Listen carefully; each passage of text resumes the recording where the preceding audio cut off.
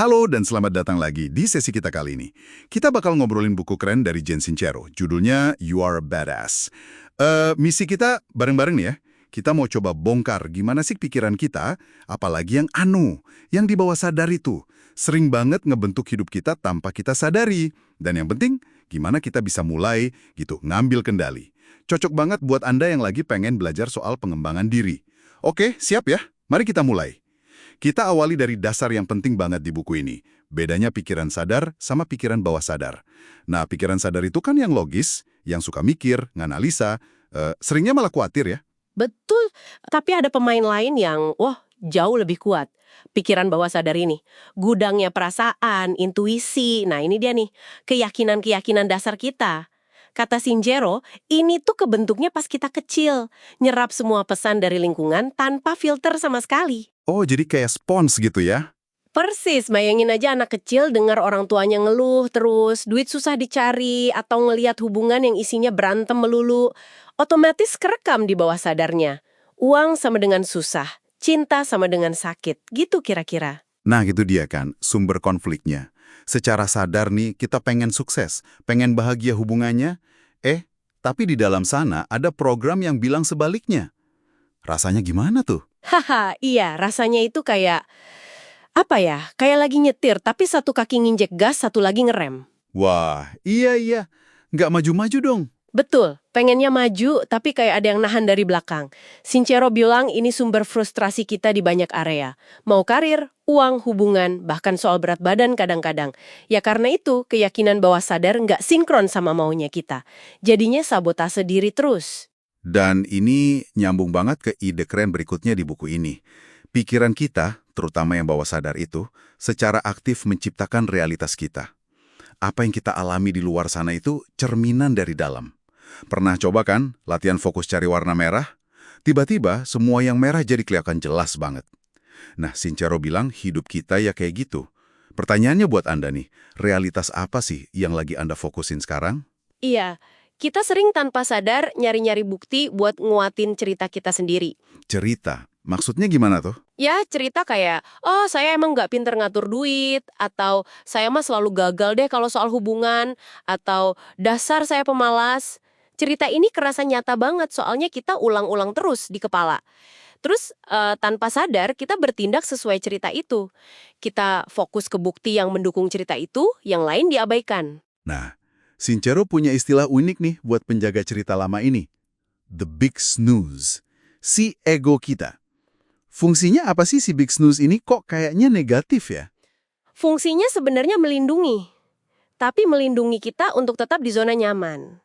Gitu. Meskipun zona nyamannya mungkin nggak enak. Caranya gimana? Lewat rasa takut. Oh, rasa takut. Iya, takut gagal, takut diomongin orang, takut nyoba hal baru, bahkan takut sukses juga bisa. Tiap kita mau coba keluar dari pola lama, si Big Snooze ini bisik-bisik. Jangan bahaya, nggak bakal bisa kamu, risikonya gede. Dia munculin ragu, cemas, biar kita balik lagi ke jalur aman yang udah biasa. Nah, ngelawan rasa takut inilah inti jadi badass menurut Sincero. Bab soal fear is for suckers itu ngena banget di sini. Wah, kebayang sih. Jadi kalau kita udah kejebak sama cerita lama yang dijagain Big Snooze pakai rasa takut itu, gimana dong cara keluarnya? Cara nulis ulang ceritanya gimana? Kuncinya, kata Sincero, sadar dulu. Kesadaran. Pertama, sadari ceritanya. Dengerin omongan di kepala sendiri. Lagi cerita apa sih ini? Terus coba tanya, emang untungnya apa sih pertahanin cerita ini? Mungkin biar nggak usah capek-capek usaha, atau biar aman dari potensi gagal? Iya juga ya. Mengakui manfaat palsunya. Betul.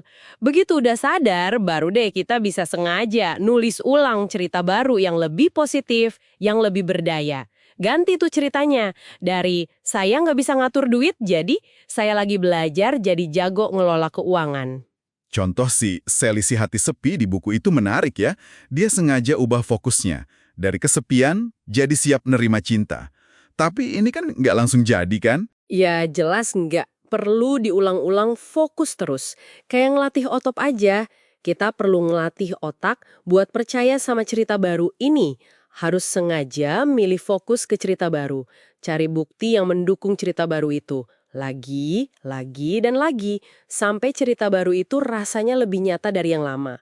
Intinya, pindahin fokus dari yang ditakuti atau nggak diinginkan ke yang benar-benar kita mau. Dari mikirin tagihan terus, ke mikirin cara nambah penghasilan misalnya. Oke, oke. Jadi kalau kita rangkum nih ya obrolan kita, intinya apa dong? Intinya gini, keyakinan bawah sadar kita yang sering kebentuk tanpa kita sadari dulu dan dijaga ketat sama rasa takut alias si big snooze, itu punya pengaruh gede banget ke hidup kita sekarang. Tapi kita nggak pasrah gitu aja. Dengan sadar, berani nantang rasa takut, dan mau milih fokus serta cerita baru secara sengaja, kita punya kekuatan buat ngubah program itu. Wah, ini benar-benar ngubah cara pandang ya. Kekuatannya ada di kita ternyata. Tepat sekali. Nah, ini mungkin bisa jadi bahan renungan buat Anda di rumah. Coba deh perhatiin, ada nggak satu pola berulang dalam hidup yang Anda nggak suka? Mungkin soal duit, hubungan, kerjaan. Terus coba gali dikit. Jangan-jangan ada keyakinan inti tentang diri Anda atau dunia yang selama ini nggak pernah dipertanyakan, yang jadi akarnya. Kira-kira keyakinan apa itu? Dan dari mana ya datangnya? Sekedar menyadarinya aja udah bisa jadi langkah awal yang luar biasa loh. Terima kasih banyak sudah menyimak eksplorasi pemikiran Jane Sincero ini bareng kita. Semoga ada percikan inspirasi ya buat Anda. Sampai jumpa lagi.